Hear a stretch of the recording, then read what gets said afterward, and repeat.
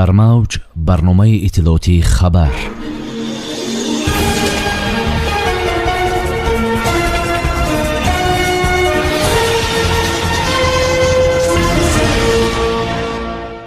дар як рӯз 5 нафар дар обанборҳои тоҷикистон ғарқ шуданд.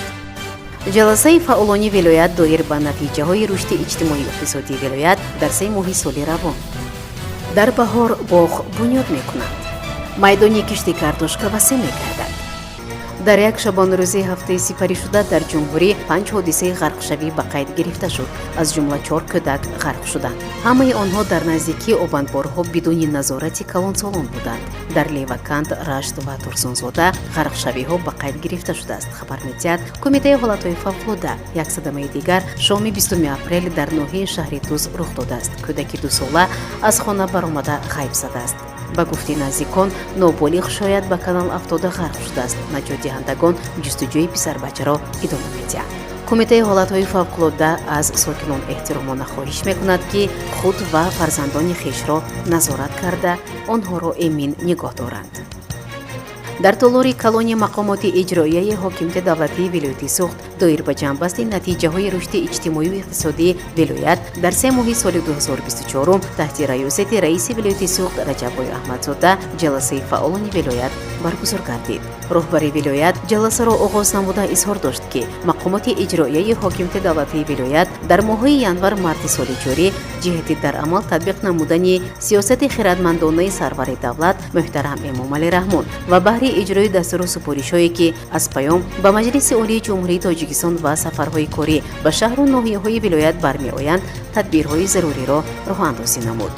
бо таҳлили вазъи соҳаҳо раиси вилоят барои ҷалби аҳолӣ ба корҳои ободонию созандагӣ, тарбияи наврасону ҷавонон дар рӯҳи ватандӯстӣ, ба таҳсили пурра фаро гирифтани кӯдакону наврасон, пешгирии зуҳуроти номатлуб аз ҷумла бегонапарастӣ, тарғиби фарҳангу либоси миллӣ, бунёди майдончаҳои варзишӣ ва ҷалби наврасону ҷавонон ба тарбияи ҷисмонӣ, ташкили озмунҳои китобхонӣ, таъмини муассисаҳои таълимӣ бо китобҳои дарсӣ, иҷрои нақшаи даъвати ҳарбӣ, истифодаи самараноки замин, риояи структураи кишти зироатҳо, фаъолсозии пойгоҳҳои обкашӣ, иҷрои нақшаи кишти пахтаву картошка, таъмини рушди соҳаи саноат, бунёди корхонаҳои нав ва ташкили ҷойҳои нави корӣ, истифодаи иқтидорҳои истеҳсолӣ, иҷрои нақшаи андозҳо, беҳтар намудани фаъолияти муассисаҳои соҳаҳои маорифу тандурустӣ, пешгирии вайроншавии оилаҳо ба раисони шаҳру ноҳияҳо, муовинони раиси вилоят ва роҳбарону фаъолон супоришҳои мушаххас дод.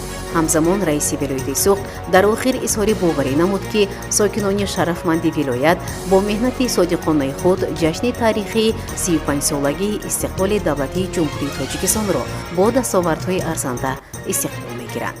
хабар медиҳад хадамоти матбуоти раиси вилояти суғд.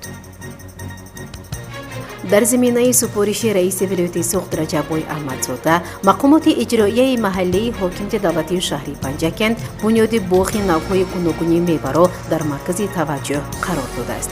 зимни боздид аз боғҳои навбунёди хоҷигиҳои деҳқонии деҳаи Дашти Қозӣ раиси шаҳри Панҷакент Абдухолиқ Холиқзода ба фаъолияти хоҷигии деҳқонии баҳор дар ин самт баҳои баланд дод.